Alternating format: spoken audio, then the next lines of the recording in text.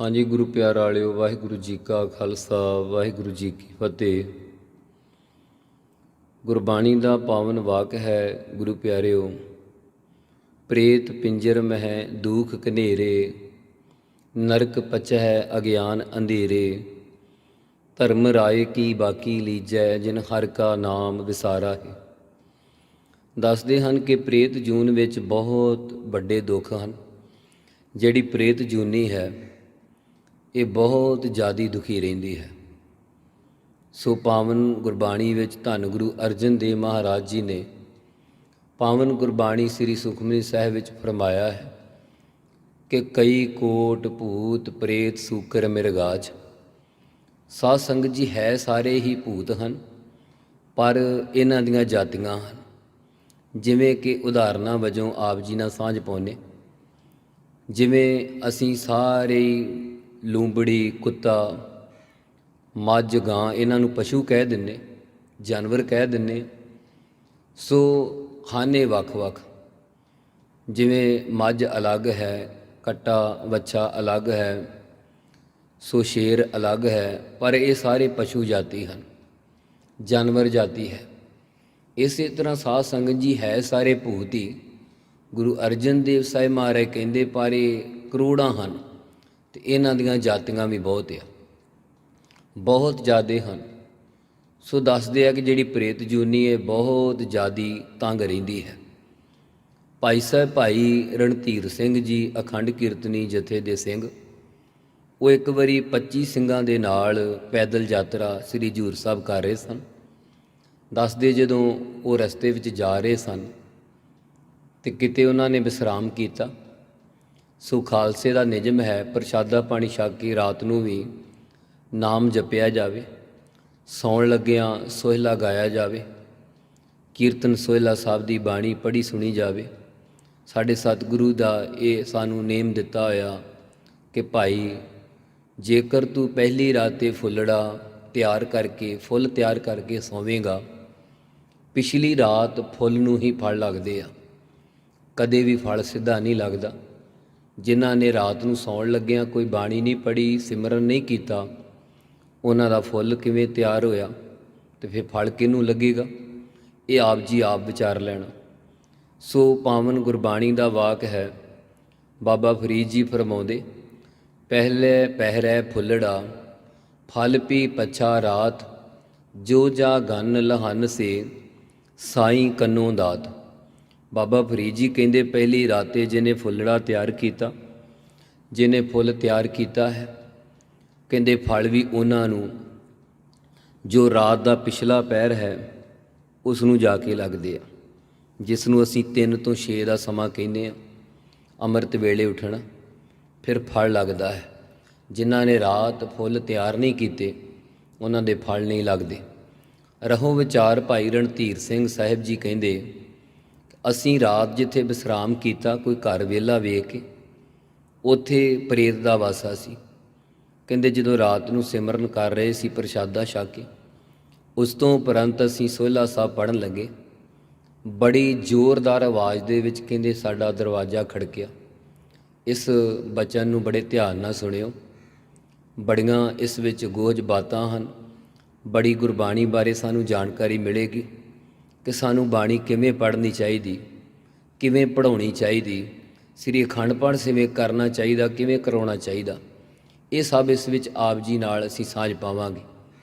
ਉਹ ਦੱਸਦੇ ਭਾਈ ਰਣਧੀਰ ਸਿੰਘ ਸਾਹਿਬ ਜੀ ਕਿ ਉਹ ਪ੍ਰੇਤ ਨੇ ਜਦੋਂ ਦਰਵਾਜ਼ਾ ਖੜਕਾਇਆ, ਭਾਈ ਸਾਹਿਬ ਬਾਹਰ ਗਏ, ਉੱਥੇ ਕੋਈ ਨਾ ਦਿਸਿਆ। ਫਿਰ ਆ ਕੇ ਵਾਪਸ ਬੈਠ ਕੇ ਦਰਵਾਜ਼ਾ ਕੁੰਡੀ ਲਾ ਕੇ ਜਦੋਂ ਵਾਪਸ ਬੈਠੇ ਅਤੇ ਦੇਖਿਆ ਅਜੇ ਵਾਹਿਗੁਰੂ ਵਾਹਿਗੁਰੂ ਕਰਨ ਲੱਗੇ ਸੀ, ਫਿਰ ਦਰਵਾਜ਼ਾ ਜ਼ੋਰ ਦੀ ਖੜਕਿਆ। ਜਦੋਂ ਫਿਰ ਖੜਕਿਆ ਫਿਰ ਖੋਲ੍ਹਣਗੇ, ਫਿਰ ਕੋਈ ਨਾ ਹੈ। ਫਿਰ ਤੀਸਰੀ ਵਾਰ ਦਰਵਾਜ਼ਾ ਖੜਕਿਆ। ਭਾਈ ਸਾਹਿਬ ਨੇ ਬੜੇ ਰੋਹਬ ਦੇ ਵਿੱਚ ਵੀਰ ਰਸ ਵਿੱਚ ਆ ਕੇ ਕਿਹਾ, ਕਿਹੜਾ ਤੂੰ? ਭਾਈ ਸਾਹਮਣੇ ਆ। ਦੱਸਦੇ ਫਿਰ ਉਹ ਨਿਮਰਤਾ ਸਹਿਤ ਉਹਨੇ ਪ੍ਰੇਤ ਨੇ ਆਪਣੇ ਬੋਲ ਕਹੇ, ਬੇਨਤੀ ਕੀਤੀ, ਭਾਈ ਸਾਹਿਬ ਮੈਂ ਪ੍ਰੇਤ ਹਾਂ। ਕਹਿਣ ਲੱਗੇ ਫਿਰ ਤੂੰ ਇੱਥੇ ਕਰਦਾ? ਕਹਿੰਦਾ ਇਹ ਮੇਰੀ ਮਾਲਕੀ ਹੈ, ਮੈਂ ਇਸ ਘਰ ਦਾ ਮਾਲਕ ਹਾਂ।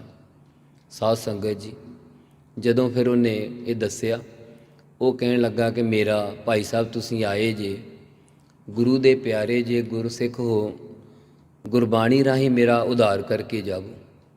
ਉਸਨੇ ਤਰਲਾ ਲਿਆ ਭਾਈ ਸਾਹਿਬ ਦਾ। ਭਾਈ ਸਾਹਿਬ ਕਹਿੰਦੇ ਭਾਈ ਸ੍ਰੀ ਅਖੰਡ ਪਾਠ ਸਾਹਿਬ ਵਾਸਤੇ ਤਾਂ ਮਾਇਆ ਚਾਹੀਦੀ, ਦੇਗ ਬਣਾਉਣੀ ਹੈ, ਘਿਓ ਚਾਹੀਦਾ, ਗੁਰੂ ਸਾਹਿਬ ਦੀ ਮਰਿਆਦਾ ਅਨੁਸਾਰ ਸਾਰਾ ਕੁਝ ਹੀ ਚਾਹੀਦਾ, ਅਤੇ ਮਾਇਆ ਚਾਹੀਦੀ ਹੈ। ਅਸੀਂ ਤਾਂ ਪੈਦਲ ਯਾਤਰਾ ਜਾ ਰਹੇ, ਸਾਡੇ ਕੋਲ ਤਾਂ ਇੰਨੀ ਮਾਇਆ ਹੈ ਨਹੀਂ। ਸ੍ਰੀ ਹਜ਼ੂਰ ਸਾਹਿਬ ਜਾ ਰਹੇ ਸਨ। ਸੋ ਦੱਸਦੇ ਆ ਕਿ ਉਹ ਜਿਹੜਾ ਪ੍ਰੇਤ ਸੀ ਉਹਨੇ ਕਿਹਾ ਕਿ ਮਾਇਆ ਬਹੁਤ ਹੈ, ਮਾਇਆ ਮੈਂ ਤੁਹਾਨੂੰ ਦੱਸ ਦਿੰਦਾ, ਉੱਥੋਂ ਕੱਢ ਲਵੋ ਲੋੜ ਜੋਗੀ, ਕਿਉਂਕਿ ਉਸ ਦਾ ਘਰ ਸੀ, ਉਸਨੇ ਹੀ ਦੱਬੀ ਹੋਈ ਸੀ। ਅਤੇ ਹੋ ਸਕਦਾ ਜਿਵੇਂ ਬਾਣੀ ਦਾ ਵਾਕ ਹੈ ਕਿ ਅੰਤ ਕਾਲ ਜੋ ਮੰਦਰ ਸਿਮਰੈ, ਪ੍ਰੇਤ ਜੂਨ ਵੱਲ ਵੱਲ ਅਵਤਰੈ। ਜਿਹੜਾ ਮਾਇਆ ਦੇ ਵਿੱਚ ਆਪਣੇ ਮੰਦਰਾਂ ਮਕਾਨਾਂ ਵਿੱਚ ਧਿਆਨ ਰਹਿ ਜਾਵੇ ਕਿਸੇ ਦਾ ਮਰਨ ਲੱਗਿਆ, ਅਤੇ ਮਹਾਰਾਜ ਕਹਿੰਦੇ ਉਹਨੂੰ ਪ੍ਰੇਤ ਦੀ ਜੂਨੀ ਮਿਲ ਜਾਂਦੀ। ਜਾਂ ਫਿਰ ਝੂਠ ਬੋਲਣ ਨਾਲ, ਝੂਠੀਆਂ ਸਹੁੰਆਂ ਖਾਣ ਨਾਲ ਵੀ ਪ੍ਰੇਤ ਦੀ ਜੂਨੀ ਪ੍ਰਾਪਤ ਹੋ ਜਾਂਦੀ ਹੈ। ਸੋ ਰਹੋ ਵਿਚਾਰ, ਅੱਗੇ ਜਾ ਕੇ ਆਪ ਜੀ ਨਾਲ ਇਹ ਸਾਂਝ ਪਾਵਾਂਗੇ। ਕਹਿੰਦੇ ਜਦੋਂ ਉਹ ਪ੍ਰੇਤ ਨੇ ਆਪਣੀ ਦੱਬੀ ਹੋਈ ਮਾਇਆ ਦੱਸੀ, ਭਾਈ ਸਾਹਿਬ ਕਹਿੰਦੇ ਅਸੀਂ ਲੋੜ ਅਨੁਸਾਰ ਉੱਥੋਂ ਮਾਇਆ ਕੱਢ ਲਈ ਅਤੇ ਸ੍ਰੀ ਅਖੰਡ ਪਾਠ ਸਾਹਿਬ ਆਰੰਭ ਕਰਤਾ। ਅਸੀਂ ਉਸ ਨੂੰ ਪੁੱਛਿਆ ਕਿ ਸਾਨੂੰ ਕਿਵੇਂ ਪਤਾ ਲੱਗੇਗਾ ਕਿ ਤੇਰਾ ਉਧਾਰ ਹੋ ਗਿਆ। ਉਹ ਕਹਿਣ ਲੱਗਾ ਭਾਈ ਸਾਹਿਬ ਜਦੋਂ ਭੋਗ ਪੈ ਗਿਆ, ਅਰਦਾਸ ਹੋ ਗਈ, ਇੱਕ ਕੌਲੀ ਦੇ ਵਿੱਚ ਪ੍ਰਸ਼ਾਦ ਅਲੱਗ ਰੱਖ ਦਿਓ, ਜਦੋਂ ਤਾਂ ਉਹ ਪ੍ਰਸ਼ਾਦ ਸਾਰਾ ਛਕਿਆ ਹੋਵੇਗਾ ਸਮਝ ਲੈਣਾ ਮੇਰੀ ਕਲਿਆਣ, ਮੇਰੀ ਮੁਕਤੀ ਹੋ ਗਈ। ਭਾਈ ਸਾਹਿਬ ਕਹਿੰਦੇ ਠੀਕ ਆ ਭਾਈ ਸੱਤ ਹੈ। ਸ੍ਰੀ ਅਖੰਡ ਪਾਠ ਸਾਹਿਬ ਹੋਇਆ ਸਾਧ ਸੰਗਤ ਜੀ, ਬੜੀ ਸ਼ੁੱਧਤਾ ਨਾਲ ਹੋਇਆ, ਬੜੀ ਰਹਿਤ ਮਰਿਆਦਾ ਵਿੱਚ ਹੋਇਆ। ਜਦੋਂ ਭੋਗ ਪਿਆ, ਅਰਦਾਸ ਹੋਈ, ਪ੍ਰਸ਼ਾਦ ਰੱਖਿਆ, ਸੀਤ ਪ੍ਰਸ਼ਾਦ। ਸੀਤ ਪ੍ਰਸ਼ਾਦ ਆਪਾਂ ਕਿਹਨੂੰ ਕਹਿੰਦੇ? ਸੀਤ ਪ੍ਰਸ਼ਾਦ ਹੁੰਦਾ ਜੋ ਸਤਿਗੁਰਾਂ ਪਹਿਲਾਂ ਛਕਿਆ ਹੋਵੇ। ਅਸੀਂ ਭੋਗ ਲਾਉਂਦੇ ਨਾ ਕਿਰਪਾਨ ਨਾਲ, ਅਤੇ ਹਮੇਸ਼ਾ ਜਦੋਂ ਭੋਗ ਲਵਾਈਏ ਉਦੋਂ ਭੋਗ ਲੱਗਣਾ ਹੀ ਕਹਿਣਾ ਚਾਹੀਦਾ, ਸਤਿਗੁਰੂ ਜੀ ਭੋਗ ਲਾਵੋ। ਕਈ ਕਹਿੰਦੇ ਪ੍ਰਵਾਨ ਕਰੋ ਕਹਿਣਾ ਚਾਹੀਦਾ, ਨਹੀਂ ਪ੍ਰਵਾਨ ਨਹੀਂ ਕਹੀਦਾ। ਜੇ ਆਪਾਂ ਹੁਣ ਸਾਡੇ ਮੂਹਰੇ ਕੋਈ ਸਾਡੀ ਸਵਾਣੀ ਘਰ ਵਾਲੀ, ਸਾਡੀ ਮਾਤਾ, ਸਾਡੀ ਕੋਈ ਭੈਣ ਪ੍ਰਸ਼ਾਦਾ ਲਿਆ ਕੇ ਰੱਖੇ ਮੂਹਰੇ, ਅਤੇ ਸਾਨੂੰ ਕਹੇ ਕਿ ਵੀਰ ਜੀ, ਭਰਾ ਜੀ ਜਾਂ ਪਤੀ ਜੀ ਆ ਪ੍ਰਵਾਨ ਕਰ ਲਓ, ਅਤੇ ਅਸੀਂ ਕਹਾਂਗੇ ਭਾਈ ਇਹ ਕੀ ਗੱਲ ਹੋਈ, ਮੈਂ ਤਾਂ ਛਕਣਾ ਹੈ, ਪ੍ਰਵਾਨ ਕੀਤਿਆਂ ਥੋੜ੍ਹਾ ਛਕ ਹੋਣਾ। ਸੋ ਰਹੋ ਵਿਚਾਰ, ਹਮੇਸ਼ਾ ਸਤਿਗੁਰੂ ਨੂੰ ਅਰਦਾਸ ਕਰਦਿਆਂ ਇਹੀ ਕਹਿਣਾ ਚਾਹੀਦਾ, ਸਤਿਗੁਰੂ ਕੜਾਹ ਪ੍ਰਸ਼ਾਦ ਦੀ ਦੇਗ ਤਿਆਰ ਹੈ, ਆਪ ਜੀ ਭੋਗ ਲਾਵੋ, ਭਾਵ ਆਪ ਜੀ ਛਕੋ, ਅਤੇ ਸਤਿਗੁਰੂ ਛਕਦੇ ਆ। ਇਸ ਵਿੱਚ ਕੋਈ ਸ਼ੰਕਾ ਨਹੀਂ, ਦੋ ਰਾਵਾਂ ਨਹੀਂ। ਇਹ ਨਾਸਤਿਕ ਲਾਣਾ, ਜਿਹੜਾ ਮੂਰਖ ਲਾਣਾ, ਉਹ ਇਸ ਚੀਜ਼ 'ਤੇ ਕਿੰਤੂ ਪਰੰਤੂ ਕਰਦਾ ਕਿ ਦਰ ਪ੍ਰਵਾਨ ਕਹਿਣਾ ਚਾਹੀਦਾ, ਫਲਾਨਾ ਕਹਿਣਾ ਚਾਹੀਦਾ। ਰਹੋ ਵਿਚਾਰ।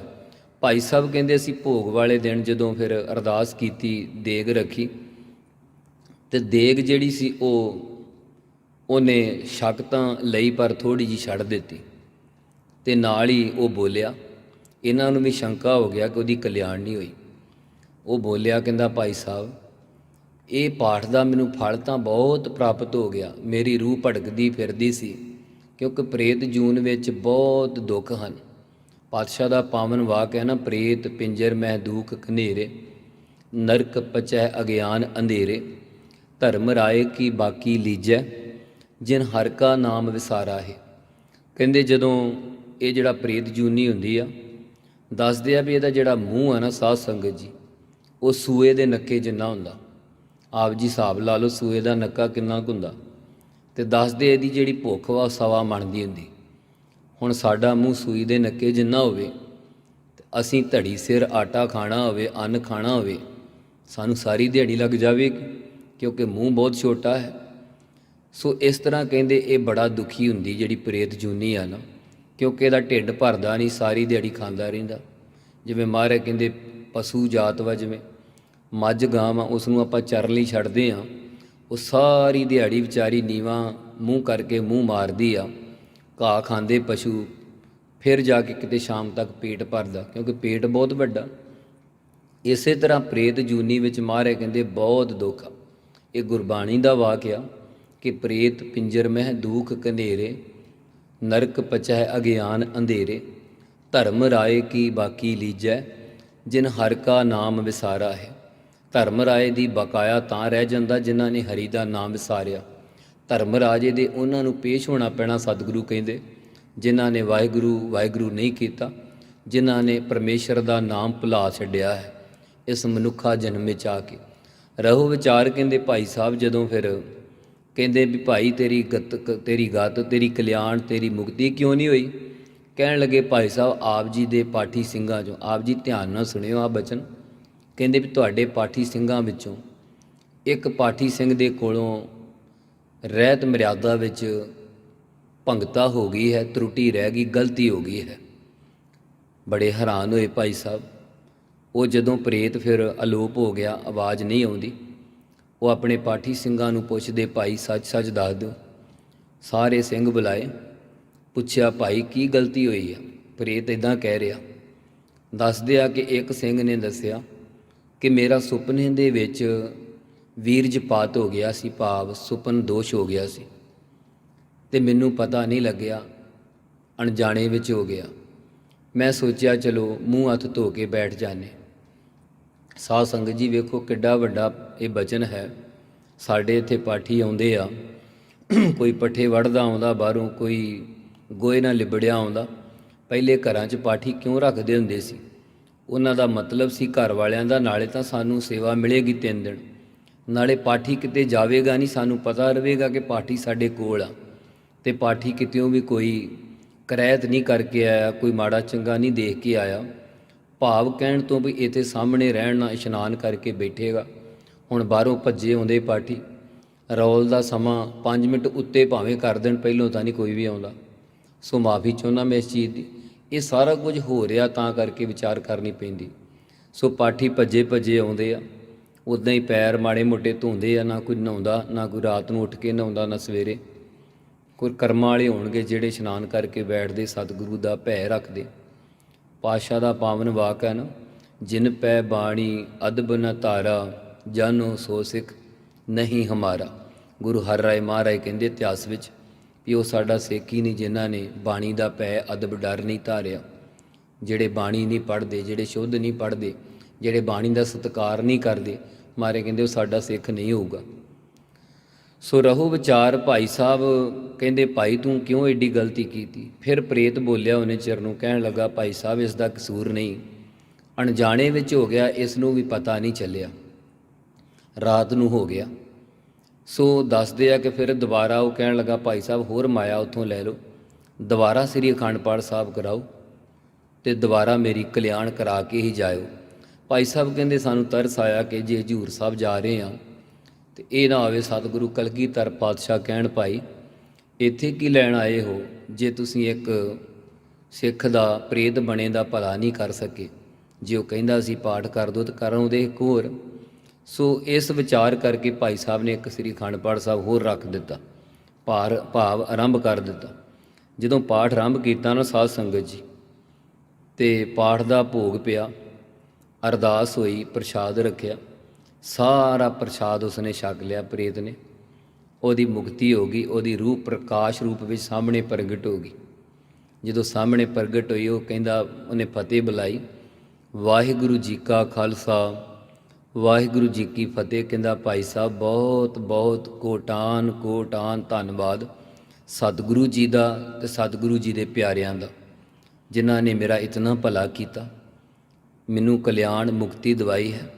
ਸਾਧ ਸੰਗਤ ਜੀ ਵੇਖੋ, ਇੱਕ ਤਰੁੱਟੀ ਰਹਿਣ ਨਾਲ ਉਸ ਦੀ ਮੁਕਤੀ ਨਹੀਂ ਹੋਈ ਪਹਿਲਾਂ, ਅਤੇ ਸਾਡੇ ਤਾਂ ਇੱਥੇ ਪਾਠੀ ਅਸੀਂ ਮਰਿਆਂ ਦੇ ਪਾਠ ਤਾਂ ਰੱਖੀ ਜਾਂਦੇ ਹਾਂ, ਦੇ ਤੇਰੇ ਦੀ ਰੌਲਾ ਲਵਾਈ ਜਾਂਦੇ ਹਾਂ, ਪਰ ਅਸੀਂ ਕਦੀ ਪੁੱਛਿਆ ਪਾਠੀ ਨੂੰ ਤੂੰ ਨਹਾ ਕੇ ਆਇਆ, ਤੂੰ ਆਪਣੇ ਸਾਫ਼ ਵਸਤਰ ਪਾਏ, ਕੋਈ ਵਸਤਰ ਬਦਲਿਆ, ਸਿਰ ਕੇਸ਼ੀ ਇਸ਼ਨਾਨ ਨਹਾਤਾ, ਕੰਘਾ ਕੀਤਾ, 2 ਟਾਈਮ ਕੰਘਾ ਕਰਨ ਦੀ ਹਦਾਇਤ ਆ ਮਹਾਰਾਜ ਕਲਗੀਧਰ ਪਾਤਸ਼ਾਹ ਦੀ। ਅਸੀਂ ਕਦੀ ਪੁੱਛਿਆ ਪਾਠੀ ਨੂੰ ਵੀ ਸਾਡੇ ਮਰਿਆਂ ਦੀ ਕਲਿਆਣ ਕਿੱਥੋਂ ਹੋਈ ਹੋਵੇਗੀ? ਹਾਂ, ਇਸ ਦਾ ਫਲ ਜ਼ਰੂਰ ਮਿਲਦਾ, ਕਿਉਂਕਿ ਜਿਵੇਂ ਉਹ ਪ੍ਰੇਤ ਨੇ ਕਿਹਾ ਪਹਿਲੀ ਵਾਰੀ ਕਿ ਭਾਵੇਂ ਮੇਰੀ ਮੁਕਤੀ ਨਹੀਂ ਹੋਈ ਪਰ ਮੈਨੂੰ ਫਲ ਇਹ ਮਿਲਿਆ ਕਿ ਮੈਨੂੰ ਸੁੱਖ ਸ਼ਾਂਤੀ ਬੜਾ ਮਹਿਸੂਸ ਹੋ ਰਿਹਾ ਬਾਣੀ ਦਾ, ਬਹੁਤ ਜ਼ਿਆਦਾ। ਇਸੇ ਤਰ੍ਹਾਂ ਹੀ ਸਾਡੀ ਹਾਲਤ ਆ, ਅਸੀਂ ਪੂਰੀ ਮਰਿਆਦਾ 'ਚ ਪੂਰੀ ਰਹਿਤ ਵਿੱਚ ਬਾਣੀ ਨਹੀਂ ਪੜ੍ਹਦੇ। ਸਾਨੂੰ ਸੁੱਖ ਤਾਂ ਮਿਲ ਜਾਂਦੇ ਆ, ਸਹੂਲਤਾਂ ਮਿਲ ਜਾਂਦੀਆਂ, ਸ਼ਾਂਤੀ ਮਿਲ ਜਾਂਦੀ, ਪਰਿਵਾਰ ਸੁਖੀ ਵਸੇ, ਇਹ ਚੀਜ਼ਾਂ ਮਿਲ ਜਾਂਦੀਆਂ, 4 ਪਦਾਰਥ ਮਿਲ ਜਾਂਦੇ, ਪਰ ਸਾਨੂੰ ਮੁਕਤੀ ਨਹੀਂ ਮਿਲਦੀ। ਮਾਫ ਕਰਨਾ, ਮੈਂ 4 ਪਦਾਰਥ ਕਹਿ ਗਿਆ। 4 ਪਦਾਰਥਾਂ ਵਿੱਚ ਤਾਂ ਮੁਕਤੀ ਵੀ ਆਉਂਦੀ ਹੈ।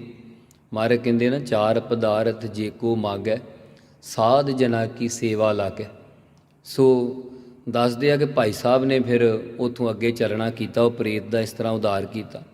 ਤੇ ਗੁਰਸਿੱਖ ਪਿਆਰਿਆਂ ਦਾ ਸੁਭਾਅ ਵੇਖੋ, ਜਿਤਨੀ ਮਾਇਆ ਲੋੜ ਸੀ ਉਤਨੀ ਕੱਢੀ ਆ, ਬਾਕੀ ਉੱਥੇ ਫਿਰ ਮਿੱਟੀ ਪਾਤੀ। ਕਿਉਂਕਿ ਜਿਹੜੀ ਚੀਜ਼ ਹੈ ਮਿੱਟੀ, ਉਸ ਨੂੰ ਮਿੱਟੀ ਹੀ ਪਾਉਣੀ ਚਾਹੀਦੀ ਆ। ਜਿਤਨੀ ਲੋੜ ਸੀ ਉਤਨੀ ਪਾ ਦਿੱਤੀ।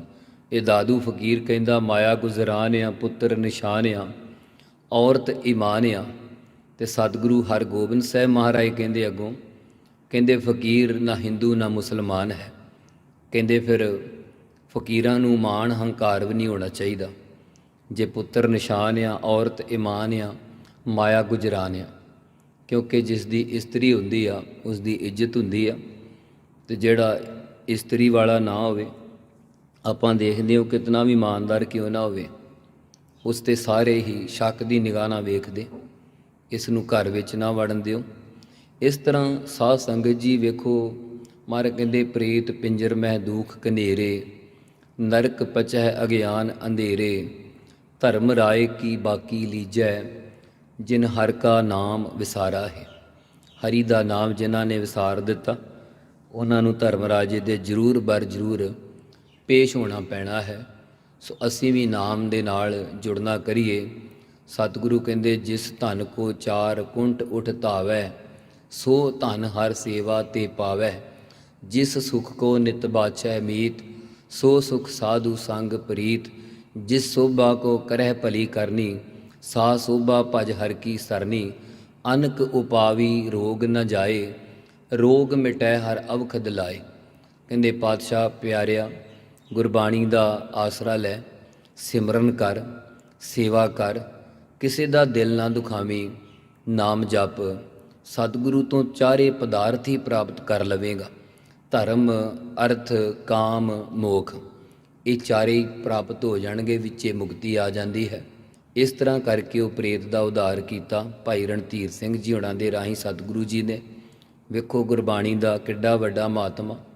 ਅਸੀਂ ਸ੍ਰੀ ਅਖੰਡ ਪਾਠ ਸਾਹਿਬ ਰਖਾਉਂਦੇ ਹਾਂ ਲੋਕ ਦਿਖਾਵੇ ਲਈ, ਪ੍ਰਾਹੁਣਾਚਾਰੀ ਵਾਸਤੇ, ਕਿ ਪ੍ਰਾਹੁਣੇ ਆਉਣਗੇ, ਘੜੀ ਰਲ ਮਿਲ ਬੈਠਾਂਗੇ। ਕਦੇ ਵੀ ਇਹ ਗਲਤੀ ਨਾ ਕਰੀਏ। ਜਦੋਂ ਵੀ ਸ੍ਰੀ ਅਖੰਡ ਪਾਠ ਸਾਹਿਬ ਜਾਂ ਸਹਿਜ ਪਾਠ ਸਤਿਗੁਰੂ ਜਦੋਂ ਘਰੇ ਆਉਣ ਸਾਡੇ, ਉਦੋਂ ਕੋਈ ਪ੍ਰਾਹੁਣਾ ਨਾ ਸੱਦੋ। ਸੋ ਦਾਸ ਦੇ ਇੱਧਰ ਮਾਤਾ ਜੀ ਹਨ, ਮਹਿਤਾ ਚੌਂਕ ਵਾਲੀ ਸਾਈਡ। ਦਾਸ ਨੇ ਬੜੀ ਵਾਰੀ ਬੇਨਤੀ ਕੀਤੀ, ਉਹਨਾਂ ਨੇ ਹੁਣ ਆ ਕੇ ਉਹ ਬਚਨ ਮੰਨਿਆ। ਉਹ ਇਸ ਤਰ੍ਹਾਂ ਹੀ ਕਰਦੇ, ਜਦੋਂ ਵੀ ਸਤਿਗੁਰੂ ਘਰੇ ਆਉਂਦੇ, ਉਹ ਕਿਸੇ ਵੀ ਰਿਸ਼ਤੇਦਾਰ ਨੂੰ ਨਹੀਂ ਸਾਦੇ, ਸਤਸੰਗੀ ਜਨਾਂ ਨੂੰ ਜ਼ਰੂਰ ਸੱਦਦੇ ਆ, ਜਿਨ੍ਹਾਂ ਨਾਮ ਜਪਣਾ ਹੁੰਦਾ। ਹੋਰ ਕਿਸੇ ਨੂੰ ਨਹੀਂ ਸਾਦੇ। ਪ੍ਰਾਹੁਣਿਆਂ ਵਾਸਤੇ ਇੱਕ ਵੱਖਰਾ ਵਿਹਲਾ ਦਿਨ ਰੱਖ ਲੈਂਦੇ, ਭਾਈ ਅੱਜ ਆ ਜਾਓ, ਤੁਸੀਂ ਜੋ ਵੀ ਗੱਲਾਂ ਬਾਤਾਂ ਕਰਨੀਆਂ ਆ ਕੇ ਕਰ ਲਓ, ਜੋ ਦੁੱਖ ਸੁੱਖ ਫਰੋਲਣੇ ਫਰੋਲ ਲਓ। ਵੈਸੇ ਤਾਂ ਮਹਾਰਾਜ ਕਹਿੰਦੇ ਇਹ ਜਿਹੜੇ ਪ੍ਰਾਹੁਣੇ ਆ, ਜੋ ਰਿਸ਼ਤੇਦਾਰ ਆ, ਸਾਕ ਸੰਬੰਧੀ, ਧੀਆਂ ਪੁੱਤਰ ਆ, ਮਹਾਰਾਜ ਕਹਿੰਦੇ ਇਹਨਾਂ ਨੇ ਤੇਰਾ ਸਾਥ ਛੱਡਣਾ ਹੀ ਛੱਡਣਾ ਹੈ। ਕੋਈ ਜੀਂਦਿਆਂ ਛੱਡ ਜਾਂਦਾ, ਮਤਲਬੀ ਹੋ ਕੇ, ਮਾਇਆ ਦਾ ਰੂਪ ਧਾਰ ਕੇ, ਕੋਈ ਮਰਿਆਂ ਤੇ ਫਿਰ ਛੱਡਣਾ ਹੀ ਛੱਡਣਾ ਹੈ। ਇਸ ਕਰਕੇ ਮਹਾਰਾਜ ਕਹਿੰਦੇ ਇਹਨਾਂ ਨਾਲ ਤੇ ਮੋਹ ਨਾ ਲਾ, ਇਹਨਾਂ ਨਾਲ ਤੂੰ ਇਤਨੀ ਪ੍ਰੀਤ ਨਾ ਪਾ। ਜੇ ਪ੍ਰੀਤ ਪਾਉਣੀ ਉਸ ਪਰਮੇਸ਼ਰ ਨਾਲ, ਉਸ ਵਾਹਿਗੁਰੂ ਨਾ ਪਾ। ਬਾਬਾ ਕਬੀਰ ਜੀ ਕਹਿੰਦੇ, ਕਬੀਰ ਪ੍ਰੀਤ ਇੱਕ ਸਿਉ ਕੀਏ, ਜਾਗੋ ਠਾਕੁਰ ਰਾਮ। ਕਹਿੰਦੇ ਉਹ ਠਾਕੁਰ ਪਰਮੇਸ਼ਰ ਰਾਮ ਦੇ ਰਮੇ ਹੋਏ ਵਿਆਪਕ ਪਰਮੇਸ਼ਰ ਨਾਲ ਪ੍ਰੀਤੀ ਪਾਉਣਾ ਕਰ, ਤੇ ਤੇਰੀਆਂ ਸਾਰੀਆਂ ਪ੍ਰੀਤੀਆਂ ਹੀ ਸਫਲ ਹੋ ਜਾਣਗੀਆਂ। ਉਸ ਗੁਰੂ ਗ੍ਰੰਥ ਸਾਹਿਬ ਮਹਾਰਾਜ ਪੂਰਨ ਸਤਿਗੁਰੂ ਹਾਜ਼ਰਾ ਹਜ਼ੂਰ, ਚਵਰ ਤਖਤ ਛਤਰ ਤਖਤ ਦੇ ਮਾਲਕ ਸਤਿਗੁਰੂ, ਜੋ ਉਹਨਾਂ ਨੂੰ ਨਮਸਕਾਰ ਕਰੇਗਾ, ਸਾਰੀਆਂ ਨਮਸਕਾਰਾਂ ਤੇਰੀਆਂ ਵਿੱਚ ਹੀ ਆ ਜਾਣਗੀਆਂ। ਤੈਨੂੰ ਹੋਰ ਕਿਤੇ ਨਮਸਕਾਰ ਕਰਨ ਦੀ ਲੋੜ ਨਹੀਂ ਪਵੇਗੀ, ਕਿਉਂਕਿ ਧੁਰ ਕੀ ਬਾਣੀ ਆਈ, ਤਿਨ ਸਗਲੀ ਚਿੰਤ ਮਿਟਾਈ। ਸਾਧ ਸੰਗਤ ਜੀ, ਆਪਾਂ ਖੁੱਲ੍ਹੀਆਂ ਵਿਚਾਰਾਂ ਰੱਖੀਆਂ ਸੀ। ਗੁਰਮੁਖ ਪਿਆਰੇ ਆਏ ਸਨ, ਕਹਿਣ ਲੱਗੇ ਕੋਈ ਬਾਤ ਸੁਣਾਓ ਗੁਰੂ ਦੀ। ਇਸ ਤਰ੍ਹਾਂ ਖੁੱਲ੍ਹੀਆਂ ਵਿਚਾਰਾਂ ਆਪਣੀਆਂ ਚਲੋ ਹੋ ਗਈਆਂ, ਅੱਜ ਮਹਾਰਾਜ ਨੇ ਕਰਵਾਈਆਂ। ਇਹਨਾਂ ਵਿੱਚ ਕੋਈ ਆਪਾਂ ਵਿਦਵਤਾ, ਨਾ ਅਸੀਂ ਵਿਦਵਾਨ ਹਾਂ, ਨਾ ਅਸੀਂ ਕੋਈ ਕਥਾਵਾਚਕ ਹਾਂ, ਨਾ ਗਿਆਨੀ ਸਿੰਘ ਹਾਂ। ਕਿਉਂਕਿ ਮੈਂ ਮੂਰਖ ਕੀ ਕੇਤਕ ਬਾਤ ਹੈ, ਕੋਟ ਅਪਰਾਧੀ ਤਰਿਆ ਰੇ। ਗੁਰ ਨਾਨਕ ਜਿਨ ਸੁਣਿਆ ਪੇਖਿਆ, ਸੇ ਫਿਰ ਗਰਭਾਸ ਨਾ ਪਰਿਆ ਰੇ। ਮੈਂ ਮੂਰਖ ਹਾਂ, ਮਹਾਰਾਜ ਸਮੱਤ ਬਖਸ਼ਣ। ਖੁੱਲ੍ਹੀਆਂ ਵਿਚਾਰਾਂ, ਖੁੱਲ੍ਹੇ ਆਨੰਦ ਲੈਣ ਲਈ ਸਤਿਗੁਰੂ ਇਸੇ ਤਰ੍ਹਾਂ ਇਹ ਵਿਚਾਰਾਂ ਨੂੰ ਕਰਵਾਉਂਦੇ ਰਹਿਣ। ਭੁੱਲਾਂ ਨਾ ਚਿਤਾਰਨੀਆਂ, ਆਓ ਗੱਜ ਵੱਜ ਕੇ ਫਤਿਹ ਬੁਲਾਓ। ਵਾਹਿਗੁਰੂ ਜੀ ਕਾ ਖਾਲਸਾ, ਵਾਹਿਗੁਰੂ ਜੀ ਕੀ ਫਤਿਹ।